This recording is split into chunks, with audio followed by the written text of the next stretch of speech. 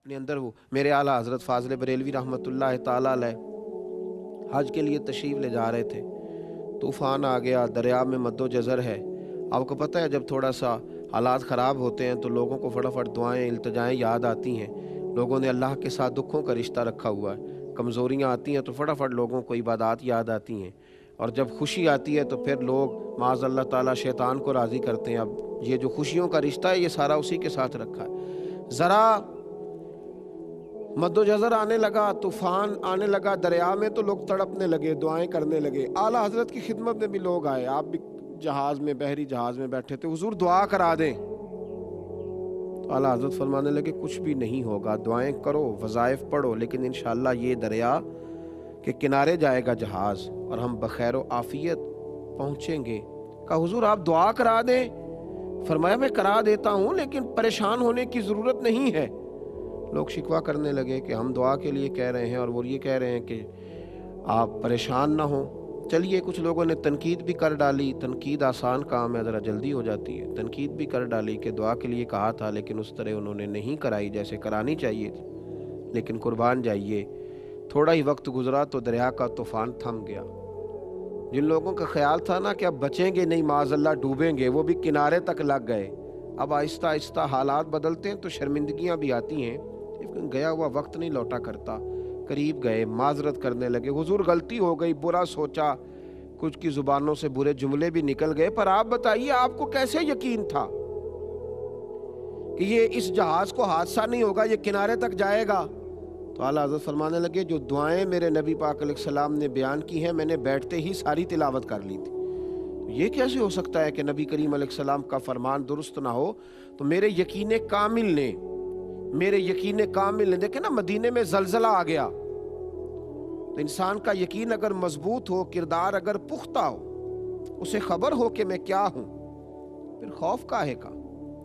پھر آنے والے حالات اور مد و جزر کے ساتھ اس کی پریشانی کاہے کی؟ پھر تڑپنا کاہے کا؟ پھر چہرے پر اس کے بل کاہے کی؟ مدینے میں زلزلہ ہے، حضرت عمر کھڑے ہیں، ہاتھ میں درہ اٹھایا تو زور سے زمین پہ درہ مارا، فرمایا زمین ٹھہر جا، زلزلہ بند کر۔ یا پھر عمر کو بتا کیا عمر نے تیرے اوپر کوئی ناانصافی کی ہے، کوئی ظلم کیا ہے، کوئی زیادتی کی ہے؟ کیا عمر نے کوئی ایسا کام کیا ہے جس کی وجہ سے تو کام پہ؟ یا پھر ٹھہر جا۔ تو لوگ کہتے ہیں عمر کا درہ کیا چلا، زمین کا زلزلہ بھی رک گیا۔ یہ وہ یقین ہے۔ حضرت سعد بن ابی وقاص نے جب آپ نے بھیجا نا حضرت سعد بن ابی وقاص کو دور دراز علاقوں میں جہاد کے لیے، تو حضرت سعد نے کہا تھا حضور کو نصیحت کریں، تو فرمایا اپنی توجہ اپنے رب کی جانب رکھنا۔ حضرت عمر نے کہا اپنے یقین کو کمزور نہ پڑنے دینا، دیکھنا حالات کی رو میں بہہ نہ جانا، لوگ تمہیں بڑی داستانیں سنائیں گے لیکن خیال رکھنا۔ تو حضرت سعد بن ابی وقاص رضی اللہ تعالیٰ عنہ نے بھی اس کا پورا ہی خیال رکھا، پورا ہی لحاظ فرمایا، پوری ہی توجہ کی۔ آپ فرماتے ہیں جب ہم جا رہے تھے نا جہاد کے لیے تو رستے میں ایک دریا آ گیا۔ حضرت سعد بن ابی وقاص کمان کر رہے ہیں، بھیجنے والے سیدنا فاروق اعظم ہیں رضی اللہ تعالیٰ، فرماتے رستے میں دریا آ گیا۔ اب صحابہ کہنے لگے سعد اب کیا کریں گے؟ فرمایا اب کیا کرنا ہے، اپنے رب پہ یقین کامل ہے، اس سے التجائیں کریں گے۔ تو حضرت سعد رضی اللہ تعالیٰ عنہ نے امت کو یقین کا حوصلہ دیا۔ ہم روحانی لوگ ہیں، ہمارے پیچھے روحانی قوتیں ہوتی ہیں، ہمارا رب ہماری مدد فرماتا ہے۔ کئی دفعہ ہم سمجھتے ہیں کہ اب ہم جال میں پوری طرح الجھ گئے، لیکن آنکھ کھلتی ہے تو رب کریم ایسی آزادی عطا فرماتا ہے جس کا کبھی سوچا بھی نہیں ہوتا۔ میرے بھائی دریا کنارے کھڑے ہو کر کے حضرت سیدنا سعد بن ابی وقاص فرمانے لگے او دریا، اگر تو حضرت موسیٰ علیہ السلام کی نافرمان قوم کو رستہ دے سکتا ہے تو ہم تو نبی پاک کے وفادار غلام ہیں، ہم تو حضور کے اطاعت شعار ہیں، ہمارا یقین بڑا مضبوط ہے۔ دریا نے رستہ عطا کر دیا، رستہ اور رستے بن گئے۔ حضرت سعد بن ابی وقاص کا یقین کامل دیکھیے، جب دریا سے اس پار گئے نا آپ، تو ایک دفعہ اس یاد کو، یقین کی اس یاد کو پھر زندہ کرنا چاہا۔ وہ جو حضور نے فرمایا نا یقین اس طرح سیکھو جیسے قرآن سیکھتے، اور پھر امام غزالی نے فرمایا کہ یقین والوں کی صحبت اور سنگت میں رہا کرو۔ تو حضرت سعد نے وہ صحبت صحابہ کی طرف دوبارہ لوٹائی اور فرمانے لگے کسی کو کوئی چیز تو نہیں رہ گئی دریا میں؟ یعنی آپ لوگوں کو دوبارہ بتلا رہے ہیں کہ ہمارا یقین کامل ہے تو دریا ہماری بات سن رہا ہے۔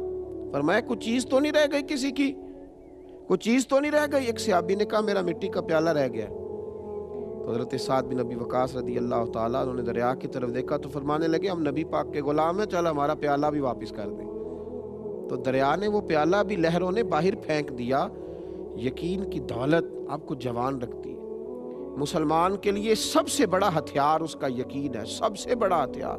دیکھیے نا، حضرت ابو بکر صدیق رضی اللہ تعالیٰ عنہ سے کسی نے پوچھا کہ بدر کی فتح میری سمجھ میں نہیں آتی، ایک طرف 1000 کا لشکر ہو، ذرا ہمیں بھی غور کرنا چاہیے نا، اور ایک ایک آدمی کے پاس 3 قسم کا اسلحہ ہو، تلوار بھی ہے، نیزہ بھی ہے، تیر بھی ہے، ایک ایک کافر کے پاس 3 قسم کا اسلحہ، گھوڑا الگ ہے، اونٹ الگ ہے، 2 سواریاں، اور مسلمان کل 313، 6 زرہیں، 8 تلواریں۔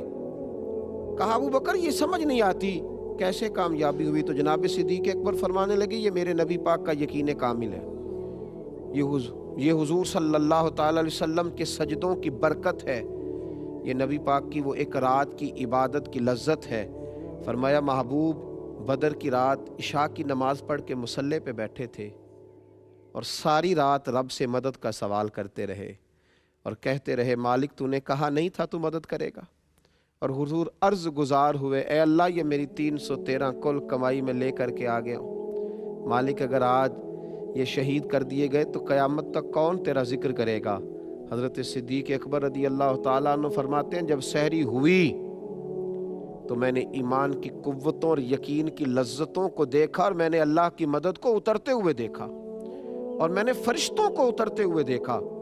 یقین آپ فرمایا کرتے تھے وہ حضور کے سجدوں کی برکت سے اللہ نے بدر میں فتح عطا فرمائی۔ یقین جب کامل ہوتا ہے اور یقین جب مضبوط ہوتا ہے پھر انسان توہمات کا شکار بھی نہیں ہوتا۔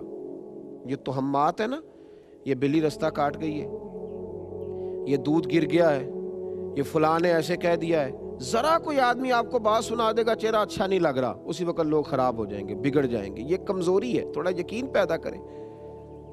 تو میرے بھائی اس لیے توجہ رکھیں، یقین کی دولت پیدا کریں، کمزوری بالکل اپنی زندگی میں چھوڑیں۔ ان الذین قالوا ربنا اللہ ثم استقاموا تتنزل علیہم الملائکہ، فرمایا اگر تو اللہ کا نام لے کے ڈٹ جائے گا تو اللہ تیری مدد کے لیے فرشتے بھی نازل کر دے گا۔ اللہ ہمیں سمجھنے کی توفیق عطا فرمائے۔ آخر دعوانا ان الحمدللہ رب العالمین۔